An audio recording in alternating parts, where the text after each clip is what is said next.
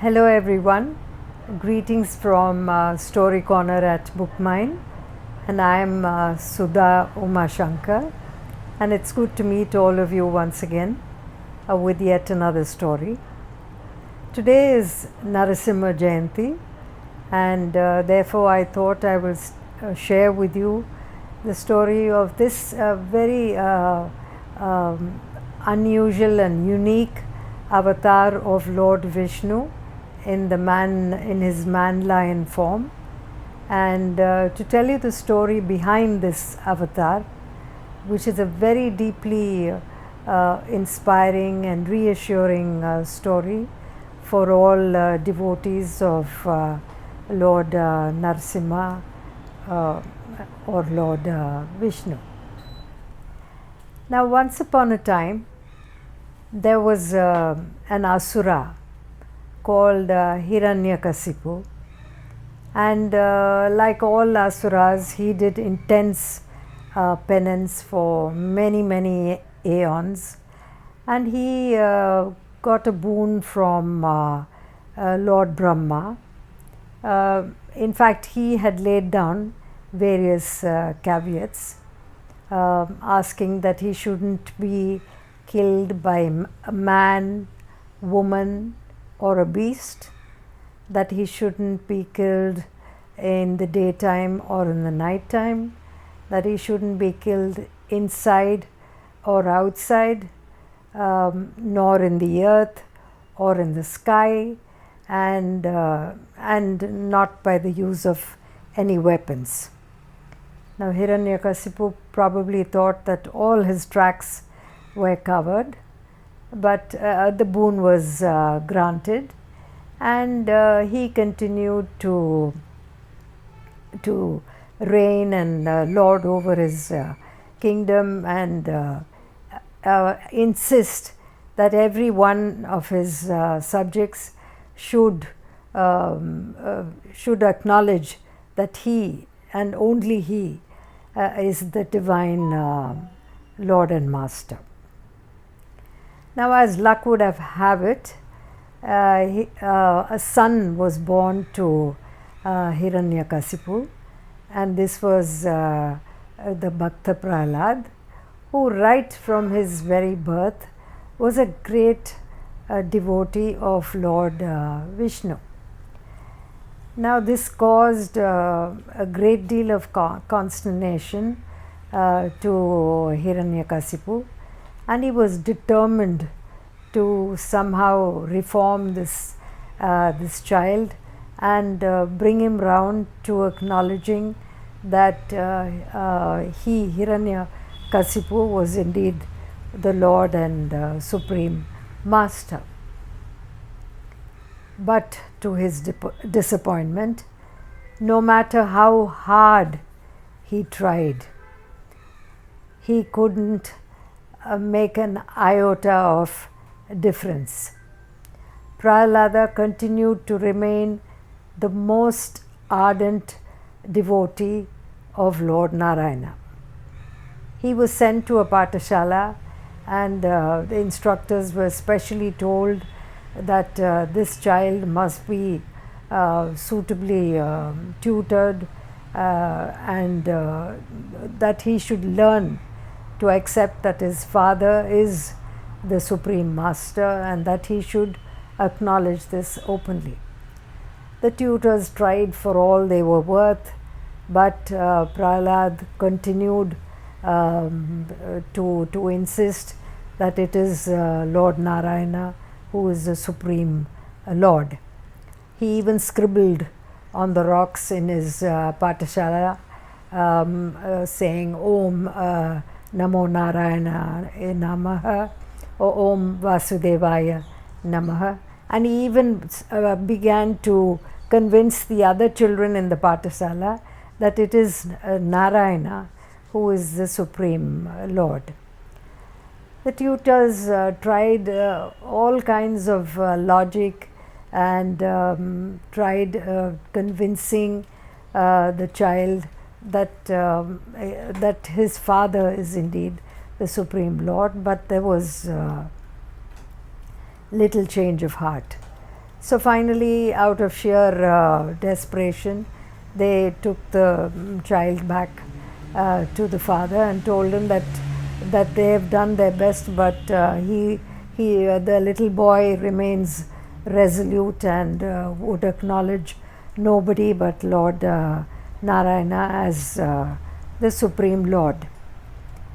Hiranyakasipu then decided to use his wife to bring about a change of heart, and he told his wife Kayati to please instill in the child this very important lesson, that his father and father alone was the Supreme Lord.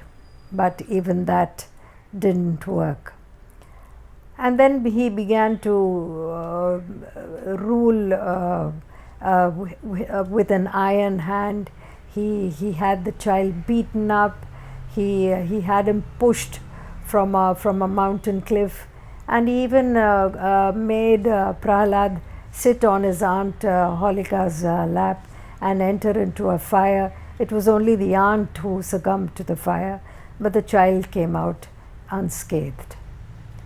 So this continual defiance on the part of Prahalad angered Hiranyakasipu no end, and one day after beating the child black and blue, he said, "Oh, where is your Lord Narayana? Can you show me?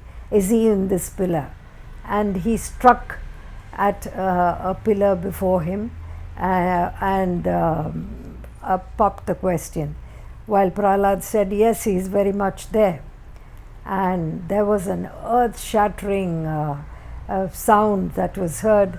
The pillar split into two, and from the pillar emerged Lord Narasimha in his most ferocious man-lion form.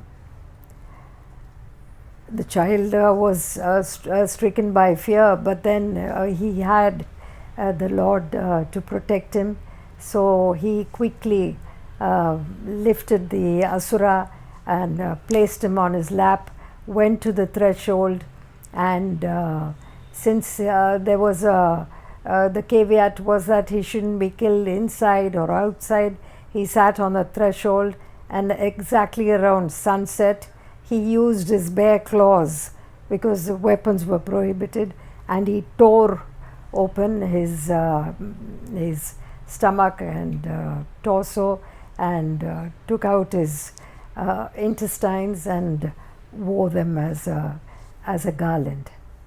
Now this happened in the temple town of Ahobilam, which is tucked away in the Nallamala forest, and the pillar can be seen in the form of a cliff that had a cleft in a hill, the Achalata hill, which has split into two.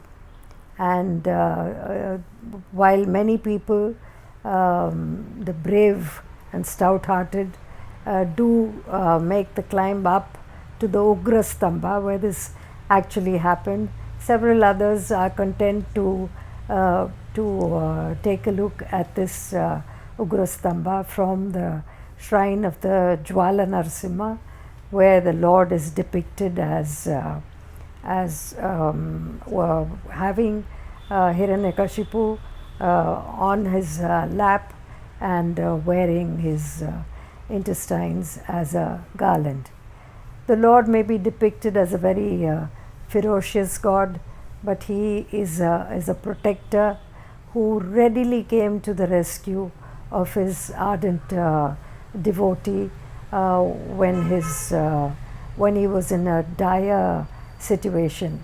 This beautiful mountain, this Ahobilam shrine, which is the abode of the Nava Narasimhas, the 9 Narasimhas. It's also known as the Singavel Kundram, is a pilgrimage site that is to die for.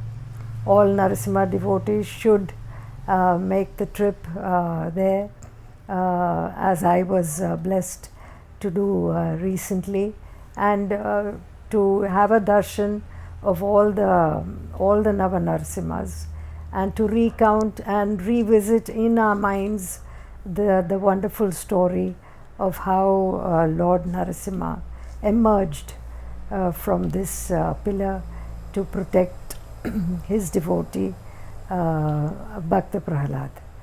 And it is said that Lord Shiva chanted a special mantra to calm down Lord Narasimha, and later he is seen as a Shanta Swarupa. So this is the story of the Narasimha Avatar. It is believed to have happened today on the nakshatra Swati, and so let's all chant the two very well-known Narasimha slokas, Ugram Viram Mahavishnum Jvalantam Sarvatomuham Narasimham Bhishanam Bhadram Mrityor Mrityum Namamyaham. Aho Viryam, Aho Sauryam, Aho Bahu Parakrama, Narasimham Param Daivam, Aho Bilam, Aho Balam.